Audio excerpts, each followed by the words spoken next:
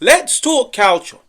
Let's talk the Serie A because it's been a very tough week for the Serie A. Three top teams eliminated from the Champions League, and whenever this happens, especially when speaking about the Serie A, when speaking about Italian teams, everybody runs along and says the Serie A is a farmers league. And you know what? The last time I was watching Milan, I remember 50 cows ran across my screen. And then a few hours later, I put on the Juventus game and I saw Thiago Motta riding a horse and commanding his players what to do. And then the next day, I put on the Napoli game and I saw Antonio Conte feeding a chicken. You see what I mean? Serie A is a farmers league, and I'll be honest, in my humble opinion, somebody that's grown up watching the league, I feel like it's a very ignorant comment that people love to make, which is the Serie A is a farmers league. The Premier League has more money. La Liga has better broadcasting deals. I feel like when you look at this area, when it comes to intensity, when it comes to physicality, when it comes to the overall quality of football, when it comes to history, what these clubs have done in the game, it speaks for itself. It's one of the best leagues in the world. It's the league that has the richest history. But it's on a downward slope, and that is the harsh truth. Why? Let me break it down for you guys. Now, before I break down what really internally is going wrong with the Serie A, let's just look at how some of these Italian teams have done in the Champions League, because I feel like the Champions League is the metric that everybody sits and judges European teams off. So, when looking at some of these Italian giants in the Champions League, you could see Inter. The last time they've passed the round of 16 once in 14 years. Milan have passed the round of 16 once in 13 years.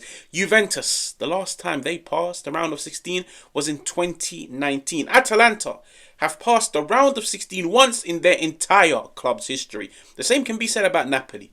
They've passed the round of 16 once in their entire club's history. Lazio, the last time they passed the round of 16 was in the year 2000.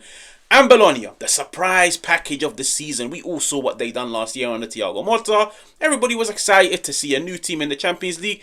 How well did they do? They were knocked out in the group stages. And then after that, it was followed up by Atalanta, Juventus, Milan, all being knocked out of the playoffs. So it doesn't really paint an amazing picture. But why? Why is this happening to the Serie A? Number one, TV right deals. Now for me, this is the game changer. This is number one. This is the way that so many clubs generate money. Did you know, now this is going to sound crazy, did you know if you finish 20th in the Premier League, so you are the worst team in the Premier League, you are bottom of the barrel, you are getting relegated, did you know if you finish 20th in the Premier League, you would generate more money than the team that wins the Scudetto in this area? Do you know how crazy that is?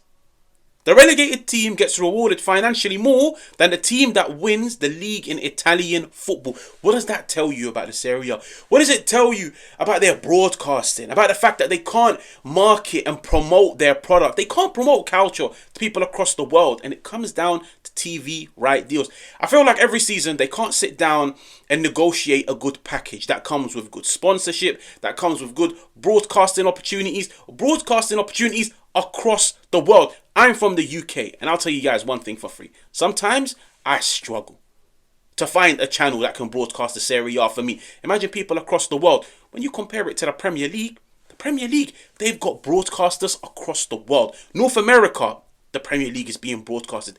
Asia, the Premier League is being broadcasted. Middle East, the Premier League is being broadcasted. A variety of different channels that show you every single game.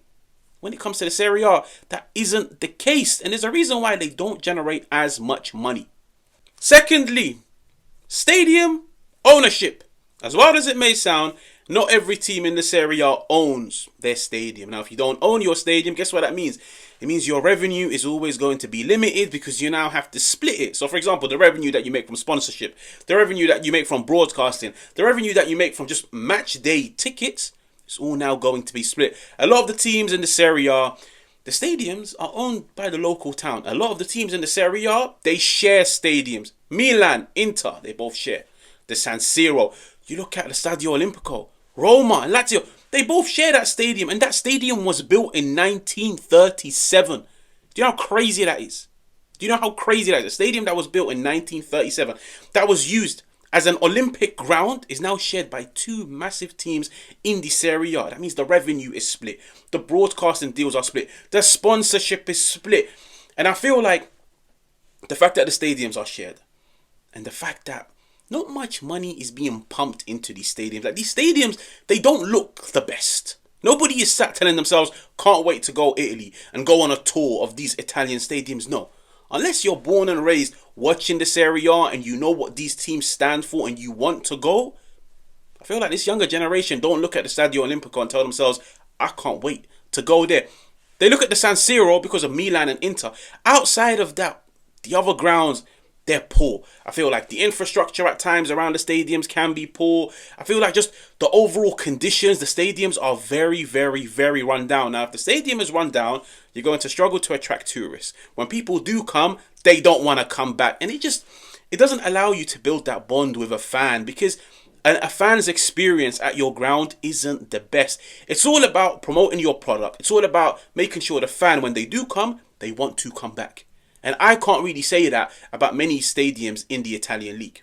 Number 3, global marketing. Now, when I look at the Serie A and I look at their presence and their impact on the social media game in comparison to other leagues across the world, appalling, shocking, embarrassing. You look at what Serie A have done on social media in comparison to the other leagues, it screams low quality.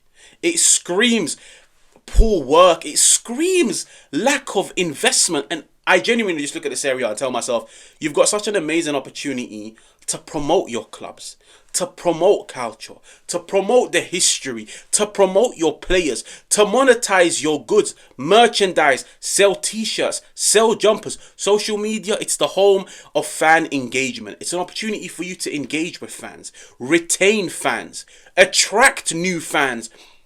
They haven't pounced on the opportunity, and I'm seeing clubs worldwide pouncing on this opportunity, working with their social media team. Every single new season, new ideas, new programs, new campaigns to get the fans on board.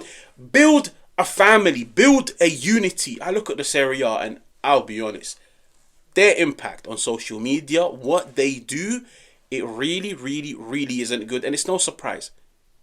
If you're an up-and-coming football fan and you've just started to watch football, you probably wouldn't know of this area unless your dad, your cousin, your uncle sits you down and tells you there's football being played in Italy.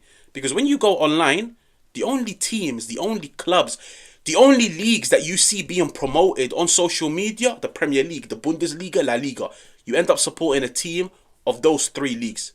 You don't see Milan promoting themselves the way those clubs do. And the reason why those clubs promote themselves the way they do, they put a lot of money into it because they know in the long run, we will reap the reward. Number 4, poor economy. Now, this is just speaking on Italy as a whole. When you look at Italy, in my opinion, it's a country that hasn't recovered as well as other countries from COVID. They haven't recovered. It's still a slow and steady rise, trying to get back on their own 2 feet. But listen, investors, they pay attention to this. Investors are looking at the Serie A and they're seeing the overall poor economy of Italy. They're looking at the GDP. They're looking at the lack of money being invested. They tell themselves, if I was to invest in any of these teams, I'm going to have to invest a lot. But is my margin of profit going to be high? No, it isn't. Now, is it the same as if I was to invest in a team in the Premier League? You invest in the Premier League, a league that's full of money, a league that's full of investors, a league that is promoted to everybody across the world, a league where there's so many sources of revenue that you could make. You know, I put this money, I'm guaranteed to make it back. When they look at the Serie A and they look at Italy as a whole, they look at just the Serie A, the institution, the overall Italian league, they know they have to put in a lot of money. And what are the chances of them even making 50% of that? What are the chances of them even making a profit? Because I feel like these clubs are drowning financially. These clubs are drowning from a commercial aspect. These clubs need a lot of work, and investors, they're not really bothered to put in that time and money. They want instant success. They want instant profits. And the Serie A does not scream instant profits. And finally, Calciopoli. It's only right we speak about the match fixing scandal of 2006. Now, I just feel like it's had such a negative effect on Italian football, the brand of Italian football, calcio as a whole. It's had such a massive negative effect. Why? Because it's completely destroyed the reputation, the integrity of Italian football. As a potential sponsor, as a potential match broadcaster, you want to invest your money in a league, in a team where you know their reputation is intact. I feel like these broadcasters, they look at the Italian league and they tell themselves, the reputation of Italian football isn't as good as the reputation of the Bundesliga, as the Premier League, as La Liga. And don't get me wrong, clubs across the world have made mistakes and they've been fined and they've been caught doing the wrong things. But Calciopoli was so big. Like, it's one of those things that so many people have not forgotten. They haven't moved on from. Clubs are still struggling from the impacts and the consequences of 2006. That potential broadcasters are just looking at the Italian football and telling themselves, I'm better off putting my money in something else. But that is just a factor. But of course, when you combine that factor with all the other factors of poor stadiums, the fact that the tax rates in Italy are very high, the fact that clubs, they're really mismanaging clubs in Serie A. Like, there's a lot of clubs internally, the way they're running the clubs in terms of PSR, in terms of FFP, there's a lot of problems. All of those things in combination, they paint the most disgusting of cakes. Yeah, it's only right we speak on cakes. They paint the most disgusting of cakes, and it's no surprise. Nobody wants a piece of that cake. Now, it's not all doom and gloom. Like, the Serie A can still make it out. Imagine all of these things. The Serie A is still doing really, really, really well. And that's why I said to you guys, the whole Farmers League comment for me is just ignorant. It's lazy. It's people that don't understand calcio. It's people that don't watch the Serie A. But listen, what the Serie A need from now for the foreseeable future is they need to start investing money into their stadiums. They need to start investing money and agreeing good commercial TV deals where their league is now going to be broadcasted across the world. It's accessible by fans across the world.